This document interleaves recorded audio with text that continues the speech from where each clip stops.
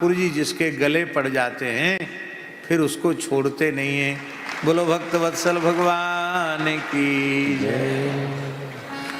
गले गृहीत उत्सृष्टुम नासकनोदद्भुतार्भकम। हमारे लाल जी की पकड़ बड़ी मजबूत है। पूतना की छाती पकड़ी, जब तक वह को कल्याण नहीं भयो तब तक छाती नहीं छोड़ी, और इसका गला पकड़ा, जब तक इसको गोलोक नहीं भेज दिया तब तक गला छोड़ा ही नहीं। ऐसी बढ़िया पकड़ है। हम कहते हे ठाकुर जी, हे गोपाल प्रभु, हम सबके गले आप पड़ जाएं।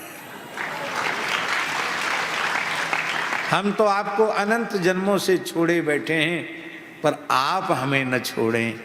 हम तो आपको भूले बैठे हैं, पर आप हमें न भूलें। पुराने संत गले में ठाकुर जी को रखते थे।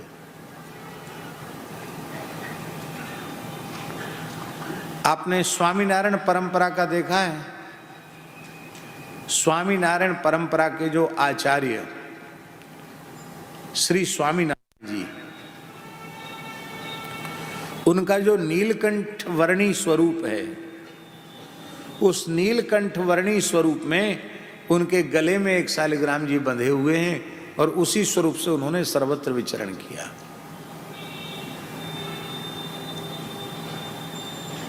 कंठ में शालिग्राम को पधराने की विधि पर सबके लिए नहीं है। कोई महापुरुष, कोई समर्थ गुरुजन आज्ञा कर दें और प्रदान कर दें तो बात अलग है, बाकी सबके लिए वह विधि नहीं है कि हर समय कंठ में ठाकुर जी को धारण करें। हमारे यहाँ कहते हैं गले में तुलसी मुख में राम, हृदय विराजत शालिग्राम। सिया हरि नारायण गोविंद भज रामा कृष्ण गोविंद। तो पहले ठाकुर बटुआ शालिग्राम जी का 4 संप्रदाय के संत रखते थे, वैष्णव संत रखते थे, और उसको गले में एक बटुआ में यहाँ लगे रहते थे। स्नान आदि के समय बटुआ खोल करके रख दिया, और फिर पूजा की और पा लिया। कैसे? शालिग्राम जी की सेवा कितनी बड़ी है जानते हो? बड़ी में तो कोई उसका ओर छोर नहीं, कितनी बड़ी है। और सबसे छोटी सेवा कितनी है? बोले धो के पी लो और दिखा के खा लो। धो के पी लो, चरणामृत ले लो, और जो कुछ आवे और भोग लगा के पा लो। बस इतने से ही राजी। और कोई उपचार ना भी हो तो कोई बात नहीं। हमारे वेंकटेश स्वामी जी बैठे हैं, लिंगायत परंपरा में भी कंठ में शिवलिंग धारण करते हैं, और नित्य प्रति स्नान के बाद उनको स्नान कराना, बिलपत्र चढ़ाना, चरणामृत लेना, फिर गले में पुनः उनको बांध लेना। ये पुरानी परंपरा है। सन शायद हमें भूल रही होगी, पहला हमारा हरिद्वार का जब कुंभ था, शायद 88-89 की बात, नहीं 98 की बात होगी शायद। 98 में था क्या? 97 में था। 97 में था हरिद्वार कुंभ। तो रामनवमी तक तो हम पहाड़ी बाबा खाकशौक में ही थे, क्योंकि पुजारी थे। तो रामनवमी का मुख्य उत्सव छोड़ के कैसे जाए? रामनवमी की, और फिर रात में रोडवेज बस चलती है।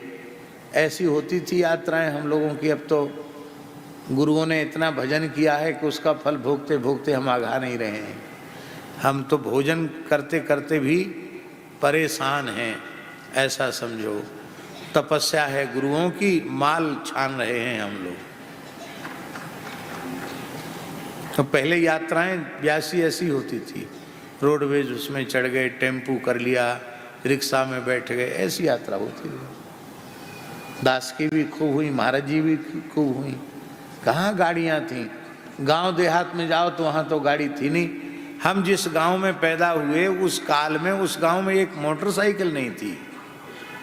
ये साइकिल तो थी, तो मोटरसाइकिल गांव से जब निकलती थी तो मोहल्ले के बच्चे दौड़ते थे, फटफटिया आई फटफटिया। वो फटफटिया देखने के लिए महाराज जी वो तो दौड़ के चली गई, और बच्चे छोटे छोटे दौड़ के फटफटिया आई फटफटिया। और हवाई जहाज की आवाज़ सुनाई पड़ती तो कहते चील गाड़ी आई चील गाड़ी, उसको चील गाड़ी बोलते थे। समय बहुत बदल गया। तो रोडवेज बस से जाना था हरिद्वार। आरती के बाद शायद रात्रि को 10 बजे की बस थी। तो भगवान की शयन हो गई, आरती हो गई, शयन हो गई। शयन के बाद मैंने महाराज जी को साष्टांग किया, महाराज जी अब आज्ञा हो तो हरिद्वार जाना है। बोले ठाकुर जी ले लिए। हमने कहा महाराज जी ठाकुर जी तो पहले ही पहुंच गए, करीब 15 दिन पहले पहुंच चुके हैं ठाकुर जी, शालिग्राम जी ठाकुर जी पहुंच गए। चला हट, बकबक करता है, समझता नहीं है कुछ भी, बकबक करता है, बकबक करता है। उनके सामने बोलने की हिम्मत तो किसी की नहीं थी। मैं एक बार बोला हाथ जोड़ के, महाराज जी ठाकुर जी तो पहले चले गए। चला हट, बकबक करता है, समझता कुछ नहीं है। और तुरंत उन्होंने गोविंद गोपाल कहते हुए तुरंत उन्होंने बाल्टी अपने हाथ से खींची, कुआं से अपने हाथ पैर धोए, और ठाकुर जी शयन हो गए थे। बोले अभी नींद नहीं लगी होगी ठाकुर जी की। हम मंदिर खोल दिया, भीतर चले गए। भीतर गए, एक शालिग्राम जी लेके आए। वो जान के नहीं लाए थे कि हम कौन शालिग्राम जी, पर एक शालिग्राम जी पर उनका हाथ पड़ा, लेके अरे बोले ये तो मूल पुरुष पहाड़ी बाबा महाराज के शालिग्राम जी हैं जो उनकी जटाओं में विराजते थे। नरसिंह जी हैं ये बच्चा, नरसिंह जी। बोले अब यही आ गए तुम्हारे पास, कोई बात नहीं, इनको गले से बांध करके जाओ, क्योंकि साधु बिना ठाकुर सेवा के नहीं चलते हैं। और एक मलमल के कपड़ा में तुलसी दल पुष्प पधरा के उसी में शालिग्राम जी को पधरा दिया, मेरे गले से बांध दिया। ऐसा गले से बांधा कि ठाकुर जी ऐसे गले पड़ गए कि हमको लगता है गुरुजनों ने ठाकुर जी को गले से बांधा है। तो अब ठाकुर जी किसी जन्म में भी गला छोड़ने वाले नहीं। ठाकुर सेवा हमारी बड़ी है, लेकिन इस बार छोटी ठाकुर सेवा आई है, क्योंकि वृंदावन से ठाकुर जी को बहुत दिन हो गए थे, इसलिए सब ठाकुर जी वृंदावन पहुंचा दिए। पर वो नरसिंह जी जो मूल पुरुष पहाड़ी बाबा के जो गुरुदेव ने गले से बांधे थे, वो आज भी विराज रहे हैं। ठाकुर जी गले पड़ जाए।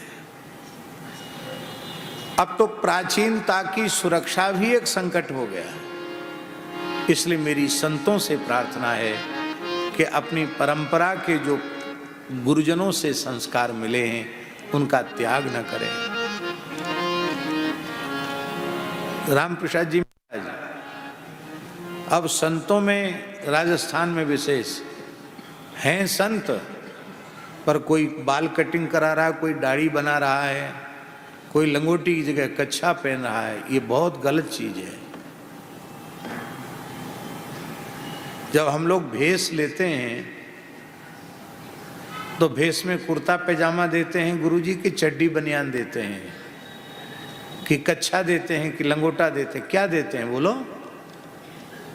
हम लोग पुराने साधु कहते थे ना, लंगोटी ले लिया, लंगोटी देते थे। किसी भी संप्रदाय में महाराज जी विरक्त वेश के समय शिलावस्त्र नहीं दिया जाता है। इसका मतलब बाद में शरीर की आवश्यकता के अनुसार लोग सिला कपड़ा ले लेते हैं। वस्तुतः हमको जो गुरु प्रदत्त वेश है वो वही है जो गुरु जी ने दीक्षा के समय दिया था।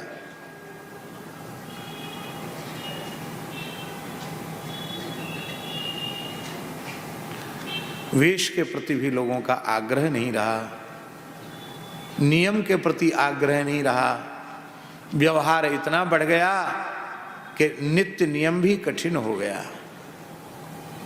और कान खोलकर इस बात को सुन ले साधक जगत, विशेष रूप में जो लोग सेवा के नाम पर अपने नियम को त्याग देते हैं, उन लोगों को सेवा का पूर्ण लाभ नहीं मिलता है।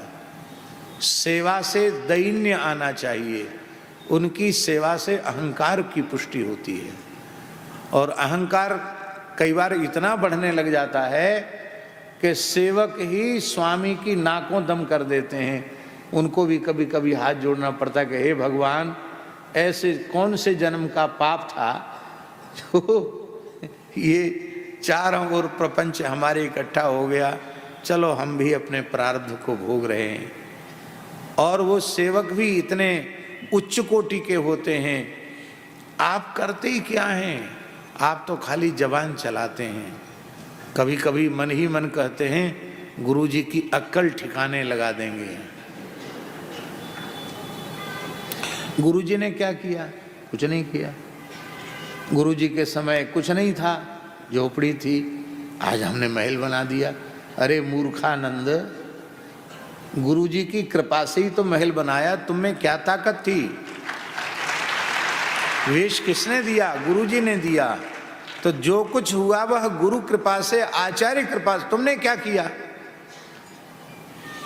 ये तो वही बात हो गई कि बैलगाड़ी में सामान लद के जा रहा है, देखा, हमने अपनी आंखों से देखा है, लालटेन लटकती है कि जिसमें पता चले, और नीचे कुत्ता चलता है, कुत्ता चलता है। किसी ने कहा अरे भाई क्या कर रहे हो, उसके नीचे क्यों चल रहे? अरे छेड़ो मत, सारा वजन हमारे कंधे पर है, मेरे रुकते ही गाड़ी रुक जाएगी, एक पग आगे नहीं बढ़ेगी। तो भला बताओ, क्या उस बैलगाड़ी का भार कुत्ते के ऊपर है? उस पे जो सामान लदा है वो कुत्ते के ऊपर लदा है क्या? पर उसे भ्रम हो गया है कि मैं ही गाड़ी लेकर जा रहा हूं। भैया भ्रम मत करो, जो कुछ किया है वो तुम्हारा किया हुआ कुछ नहीं है, हरि गुरु संतों की कृपा से हुआ है। इसलिए बारंबार उन्हें धन्यवाद दो, उनकी कृपा करुणा को धन्यवाद दो। और यदि आप गृहस्थाश्रम में हैं तो अपने माता पिता को धन्यवाद दो, अपने पूर्वजों को धन्यवाद दो, भगवान को तो धन्यवाद देना ही चाहिए, क्योंकि मूल में सबके भगवान हैं। भगवान के बिना किसी की कोई सत्ता और महत्ता नहीं है, इसलिए भगवान ने ही कृपा करके किया है। तो दीक्षा देते समय पक्का कर देना चाहिए श्री राम प्रसाद जी महाराज कि अब दाढ़ी वाढ़ी नहीं बनवाओगे, नहीं तो एक क्षण में उठाओ आसन वासन जाओ। जब तुम मनमुखी हो, गुरुमुखी हो ही नहीं, मनमुखी हो तो घूमो,